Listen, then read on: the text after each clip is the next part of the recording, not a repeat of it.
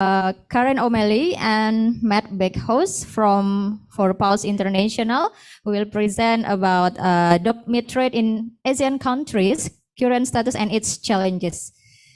Okay. Yes, please. Thank you. Good afternoon, ladies and gentlemen. I would just like to take this opportunity to thank you for inviting not just only myself, but for Four Paws International to present at the first Animal Welfare Conference here in Indonesia. It is a great honour to be here, to be on this great panel and part of this prestigious event. As mentioned, my name is Karen O'Malley, and I am the Programme Manager for Four Paws' campaign to end the dog and cat meat trade in Southeast Asia. So following on from the previous presentation, which has provided a really great insight into the dog meat trade in Indonesia, I'm going to speak a little more about the dog and cat meat trade more widely across the region. But I would like to mention much of the content is an extension and a reflection of the presentation that's just been given. Next slide. Thank you. So you may be wondering, why am I here presenting today at an animal welfare conference on the dog and cat meat trade? Well, let's explore this connection a little further. So just in terms of the scale of the dog and cat meat trade, every year it is estimated that over 30 million dogs and cats are captured, tortured and killed for their meat in Asia, making it arguably one of the most compelling welfare issues facing companion animals today. In the Southeast Asian countries of Cambodia, Vietnam and Indonesia alone, the number of dogs and cats involved is staggering, accounting for an estimated total of over 10 million animals being killed for their meat each year. Next slide. For those of you who may be less familiar, all aspects of the dog and cat meat trade involve extreme levels of cruelty. Our investigations have shown dogs and cats to be transported long distances, sometimes on journeys lasting for days, usually packed tightly into cages without food, water or rest, and often suffering from injury and disease. Slaughter methods can vary, and these have been touched on already, but can include bludgeoning with a heavy metal pipe, drowning and electrocution.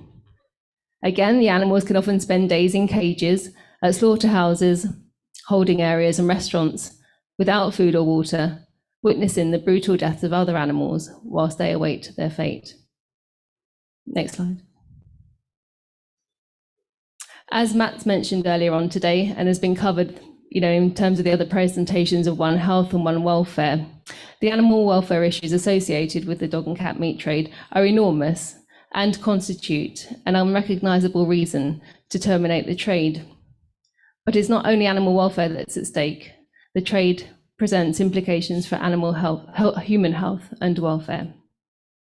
For example, I think has been mentioned as well from Levin's presentation, there is a recognised link between the dog meat trade and rabies, making it incompatible with national, global rabies elimination strategies such as 0 by 30. In addition, exposure to extremely violent slaughter methods has the potential to affect the psychological welfare of adults, children, and the tourists that witness them. And all of these considerations can be seen to have a negative impact on a country's reputation across the globe. Next slide, please. Recognising this negative impact, measures have been taken in some countries in Southeast Asia, with national governments and local authorities implementing new laws and enforcing an existing bans against the trade. In line with public sentiment, national dog meat bans exist in Hong Kong, the Philippines, Taiwan, Thailand, and Singapore. Next slide, please.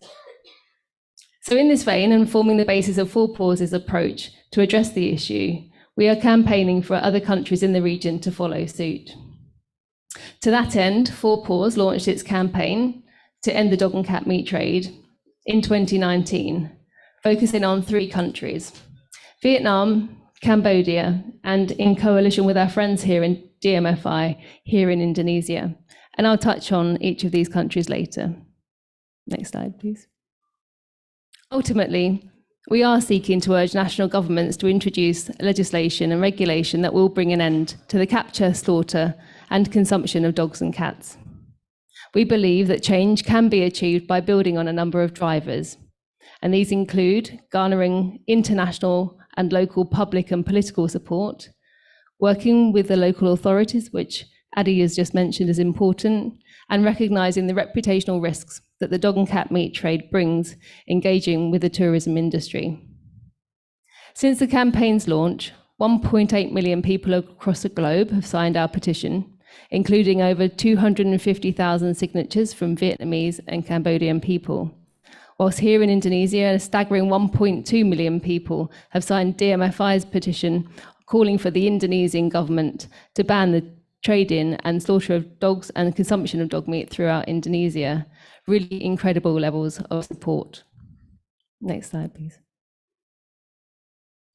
In addition, and as part of the DMFI coalition, Indonesia, and through our work with partners, Paws has rescued over 135 dogs and cats from the trade, closed 4 slaughterhouses, and supported the livelihood conversions of slaughterhouse owners into more sustainable and cruelty-free futures, fundamentally saving the lives of animals, thousands of animals every year.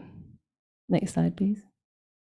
So Vietnam for us is a key country for the campaign, as it's got a very large number of dogs and cats involved in the trade. An estimated 5 million dogs and 1 million cats are killed every year for their meat. One of our successes includes a signed MOU between Paws and the Hoi An authorities to phase out the dog and cat meat trade and further develop Hoi An as a tourist-friendly city. Recognising the positive benefits of phasing out the trade, the Vice Chairman of Hoi An People's Committee stated that as a popular tourist destination, they want to help promote animal welfare through rabies eradication, phase out the dog and cat meat trade, and make the city a premier destination for tourism. Next slide. While in Cambodia, it is estimated that 3 million dogs are killed for their meat every year. And as a result of our campaigning efforts, positive steps forward have been made by authorities to end the trade in the country. Next slide. Such an example of where the authorities have recognised the risks of the dog and cat meat trade is in Siem Reap, Cambodia, Cambodia's well-known tourist hotspot. In July 2020, you may be aware that Siem Reap authorities banned the dog meat trade across the province, and since then have made continued efforts to enforce it. In 2021, with Paws' support, the first government-led interception and confiscation of 61 dogs destined for slaughter took place. More recently this year, the Siem Reap authorities confiscated and destroyed 1.3 tonne of dog meat that was being transported through the province. While here in Indonesia, an estimated 1 million dogs are killed for their meat annually.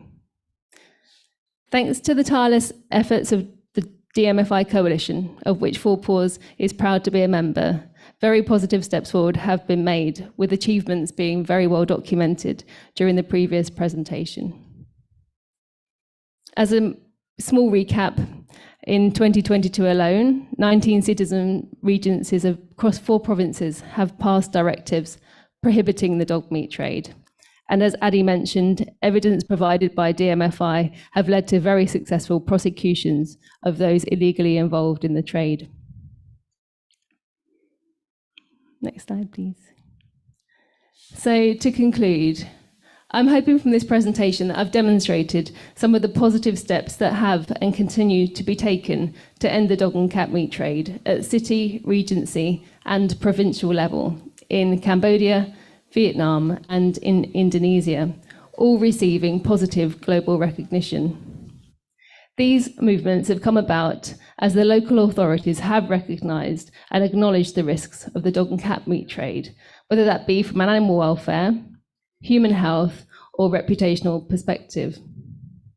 That said, banning the dog and cat meat trade at national level would achieve the greatest impact for millions of dogs and cats every year across the region. And through our collaborative campaigning activities, we will continue to urge governments to take action. Thank you for your time. It's been a pleasure to present here today, and I look forward to speaking with you further throughout the day.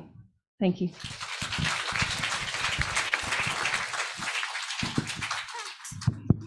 Okay, thank you, Karen and Matt. Back host, would you like to give additional presentation? No?